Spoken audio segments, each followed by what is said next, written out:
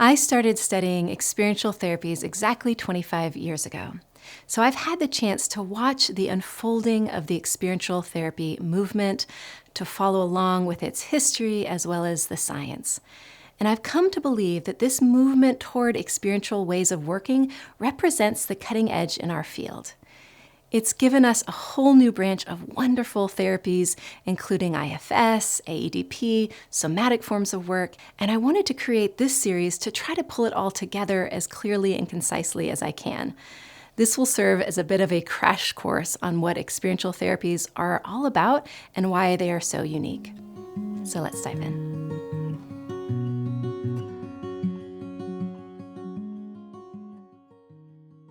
So what is experiential therapy? Well, as I mentioned, there are many forms of experiential therapy, from IFS to EMDR to somatic therapies like sensory motor psychotherapy or somatic experiencing or Hakomi, to the psychodynamic forms of experiential work like ISTDP or AEDP. Lots of acronyms, I know. Of course, now we also have psychedelic-assisted therapy. And while they all have their differences, they also have within them some core shared principles that make them fall under the umbrella of experiential work. I'd love to go over those core shared principles and in that way define for you what I mean when I use the word experiential. But to be clear, I'll be giving you the most current definition of the word experiential. Originally, when people were labeling therapies as experiential, they were referring to therapies that include some kind of activity, like psychodrama or art therapy or movement therapy. While all of those therapies would still be considered experiential, when we talk about experiential therapies today, we are usually talking about a type of work that looks just like regular talk therapy. But what then makes experiential work different from usual talk therapy? Well, there are 4 core elements that all experiential models are grounded in. 1, they are focused on resolving the issue at its root rather than teaching skills for managing symptoms. This usually, but not always, rests on having some kind of new experience. 2, they all use mindfulness for self-exploration, which is actually quite a bit different from using mindfulness for self-regulation, as is done in many other models, which we will discuss. 3, there's a strong emphasis on creating a sense of safety during the work. And 4, experiential therapies are generally incredibly focused.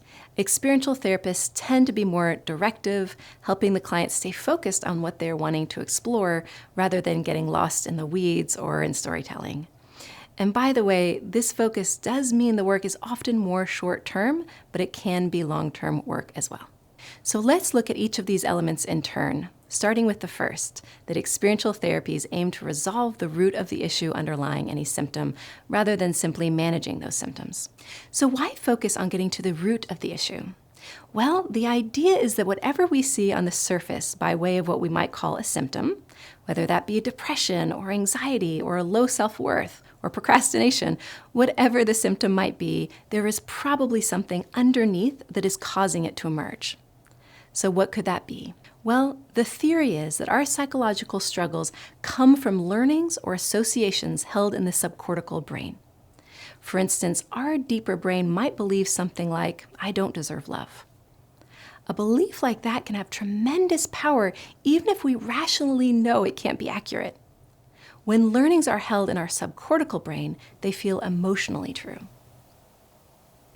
Let me give a few other examples of problematic learnings or imprints.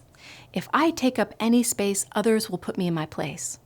Or, if I let myself feel my grief, I will drown. Anytime someone does something nice, it is because they want something in return. Now, obviously, I'm putting into words the kinds of knowings that our deeper mind can hold, but they aren't stored in language. It isn't a conscious thought, oh, I'll drown if I feel this grief, time to suppress it now. It's more a neural association between the experience of feeling sad and the experience of feeling overwhelmed. So it's a non-conscious prediction that one will lead to the other. That's actually how the subcortical brain works. It learns how to make predictions based not on logic, but on what we've seen in the past, what we experienced. Of course, anytime there's a prediction of danger, our brain will also learn ways to protect ourselves. So right with the prediction of harm will also be wired in some kind of adaptation or protective response. So if I learn to fear my sadness, for instance, I will also learn to make sure I don't feel it, perhaps by numbing out or avoiding situations that might bring it up, etc. Again, none of this is held verbally or consciously. It's just a neural firing pattern ready to be triggered into action when needed. But while we generally aren't fully aware of what learnings these networks hold, they are knowings that profoundly impact our emotional and behavioral responses. Now, that moment those patterns are launched by our deeper brain, we can, if we're able, choose to try to override their signals. That's the more standard therapy approach, right? That could look like self-soothing, emotion regulation techniques like taking a breath or trying to slow down. It could include behavior modification or efforts at self-control or even self-care. That kind of approach is called working counteractively. And most therapies, certainly CBT or DBT or ACT, use methods that are generally counteractive.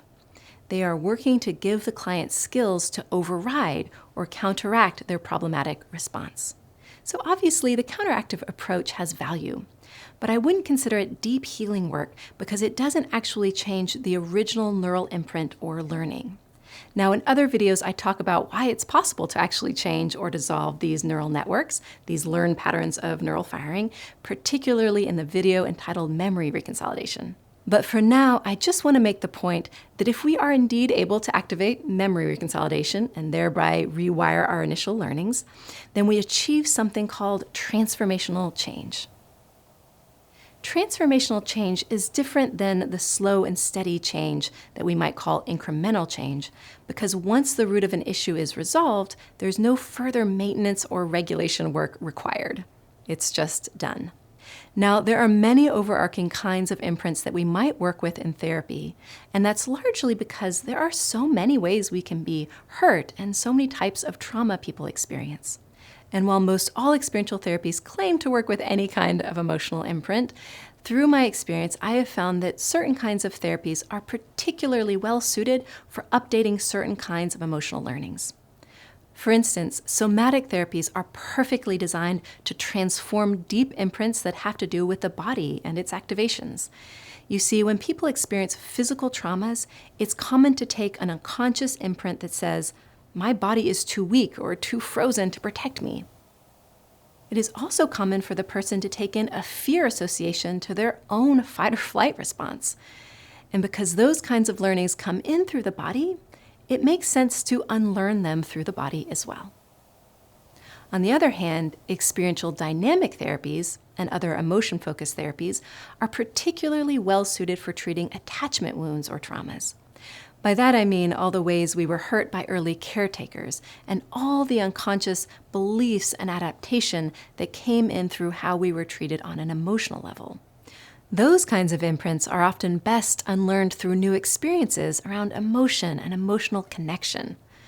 Finally, there are approaches aimed at single event trauma, like the reconsolidation of traumatic memories protocol for PTSD, and others aimed at more insidious trauma, like racialized trauma. I'm thinking here of somatic abolitionism. But no matter what the focus, all experiential therapies are working to get at the root of the issue and assume that that root is some kind of wired in or learned neural firing pattern that exists outside of conscious awareness, but still powerfully impacts our whole psychology.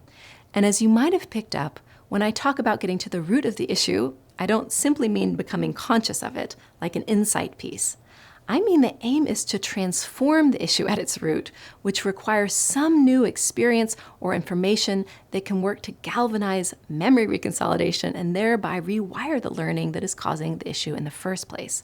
We will talk about that process in depth as we move along, but let me just say that the next core 3 elements I'm about to review are simply in support of that process, of both accessing the original learning and creating a new experience to undo it.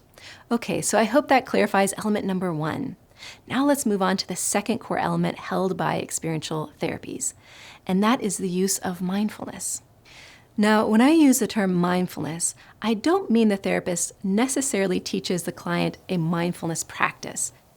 I mean that mindful inner awareness is baked into the process itself. You know how you can do activities mindfully? Like some people do mindful walking or a mindful tea ceremony.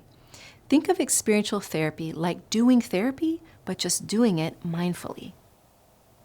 Why is mindfulness essential to the process? Well, remember, in this way of working, the aim is to get to the root of the issue. That means having to work with emotional learnings held in non-conscious networks in the brain, and what we traditionally call the unconscious, but now we might call implicit memory. Now, it isn't so much that these emotional learnings are so suppressed, although they can be, but it's more that they just evolve to by default work in the background. That way they don't require our attention and we can put our attention elsewhere. That being said, we can bring non-conscious processes into awareness if we slow down and really pay attention to what is happening inside. Actually, there are a number of ways to mindfully explore. One is through noticing our own responses in the moment.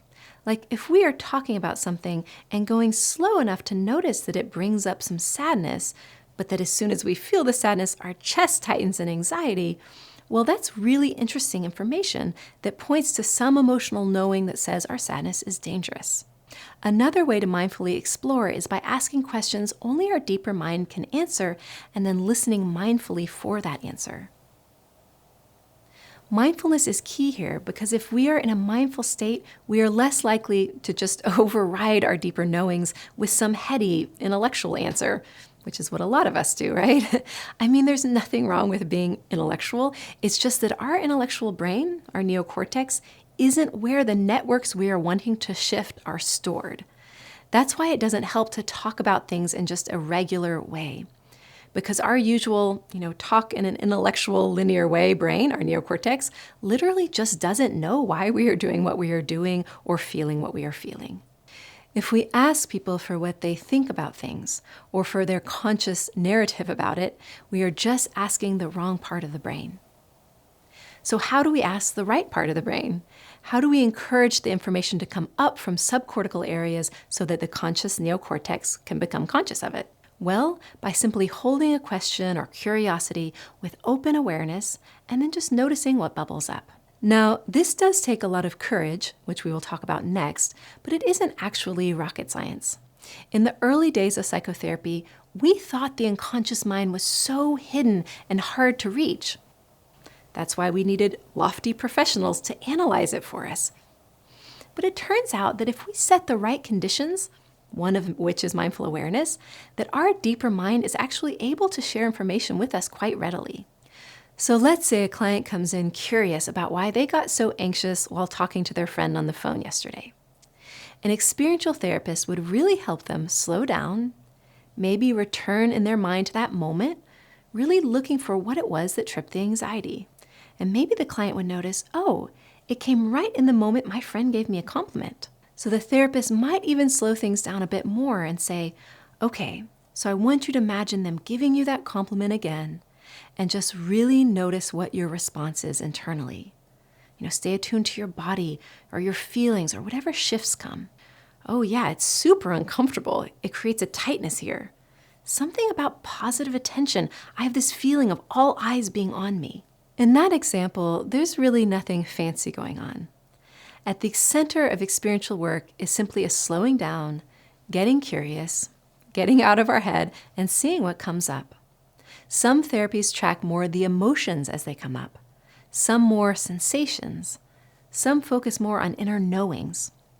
And while they each have somewhat fancy techniques they might use, like sentence completion or imagery or parts work, in general, it's about creating the pace and the space just to mindfully observe our inner world. Now, I just made the case that discovering what's inside is a lot easier to do than we once thought, but it still is kind of scary, right? Of course. After all, we're asking our mind to reveal to us why it feels so urgent to panic or shut down or be perfect or whatever the pattern might be. If we're asking why that pattern feels necessary or what is underneath it, it is likely we are about to bump into some kind of deep knowing that predicts danger or pain. And why would we have such a prediction? Because we once experienced that exact danger or pain in the past. For instance, if we continue on from our last example, let's say we are that person asking inside, okay, so then what is so scary about positive attention? then maybe we will have to look more clearly at how hard it was when our dad would praise us while demeaning our siblings, which of course caused our siblings to pull away, which in turn created an incredible aloneness for us and shame. That might not necessarily be easy to look at. It might even bring up unprocessed grief. So this is where the third element shared across all experiential therapies comes in. And that is a focus on fostering a sense of safety. Because experiential work tends to go so deeply and often does so pretty quickly, therapists who use experiential techniques have over the years also had to find many, many ways to make the process feel safe. Somatic therapists tend to lean into somatic approaches to creating safety, like through pressing one's feet into the floor or putting a hand on one's chest. Dynamic therapists have deeply explored how to use the relationship between the client and the therapist to create safety. IFS and other therapies use parts work to create a little distance between ourselves and the part being explored, which also creates a lot of safety. Approaches that work to reprocess trauma memories have all sorts of techniques to make that safe, including doing the memory backwards or in fast motion. There are many ways to foster safety during the process, including just the use of mindfulness itself. Okay, so here we are. We've discussed how experiential therapists are working in a bottom-up way to outline the nature of the original emotional learning that is launching the presenting concern, and how that discovery process is made possible through mindful inner awareness when paired with a sensitivity to safety. And that brings us to the fourth and final shared element. And this is an interesting and important one because it is one that other depth approaches have traditionally shied away from, and that is therapeutic focus. I think the original depth approaches believed that the way to go deep was to let things flow kind of naturally and organically, and for the therapist not to direct the process too much, but rather let the client lead. But I think eventually the realization was that that kind of non-directive, open style actually can prevent things from going deep. How I explain this to my students is, imagine you are trying to write a term paper or thesis and you tell your professor you'll be tackling 10 topics in this paper and you'll just be randomly meandering between them. They'd say, no, that's ridiculous. Just focus on one so you can explore it deeply. If you want to have a deep discussion, you will need to stay focused. And that is true with inner exploration as well. So unlike other more supportive forms of therapy, in experiential work, the client is generally asked to choose what they want to address or explore, and then the therapist is incredibly active in keeping their awareness on that area, which means there is less storytelling. For sure, there may be a story that is important to share because it directly sheds light on what is being explored. But it isn't just storytelling all over the place, or like, oh, that reminds me of this other thing about myself, and now I'm talking about it. And it certainly isn't just talking about the events of our week. I think maintaining therapeutic focus is one of the hardest jobs a therapist has, and one we often fail at. I know I have. I think focusing the client can be hard because it means we are likely to have to interrupt or at least steer things back. And I think we worry that that will come across as rude. But what I've seen is that eventually clients get frustrated if we don't take some kind of leadership because they actually want to make progress. And just randomly talking about whatever doesn't really contribute to progress. So that is a cornerstone of most experiential approaches, to get really clear about what the client wants to work on and stay true to that point of focus throughout the session. That means experiential therapists tend to be much more directive and active in guiding the process. But it means another thing as well, which is one of the strengths of experiential work. It means that the process moves a lot more quickly, which in turn means that experiential therapy often is more short-term. It doesn't have to be, and sometimes more time is simply required, but it is aiming for as much efficiency as possible. And if a therapist and client dyad are able to stay really focused and present, are able to foster enough sense of safety, are able to turn their curiosity and deep inner listening to the exploration at hand, they are set up to achieve transformational change in a very efficient way. All right, so to wrap up, in this video we explored the 4 core elements shared by various experiential therapies. These are just ones I've come up with. They aren't an official list, but I've studied many experiential models myself, and these 4 core elements are the ones I've reliably observed. Getting to and resolving the root of the issue, using mindfulness for self-exploration, fostering safety, and staying focused. In addition, most experiential therapies work to create a new experience. Sometimes the experience of mindfully and safely exploring one's inner world is the new experience, and sometimes an additional one is added. But in any case, all of what I just described is for the purpose of learning, or really unlearning. In the next video, I will take each of these elements in turn and explain the science that underlies why they are so important from the perspective of the brain. So please stay tuned. Thanks so much for watching. I just want to mention our Patreon community is really taking off, and I've been so enjoying getting a chance to know so many of you guys. If you would like to join our community and join our conversations, please check out my Patreon page.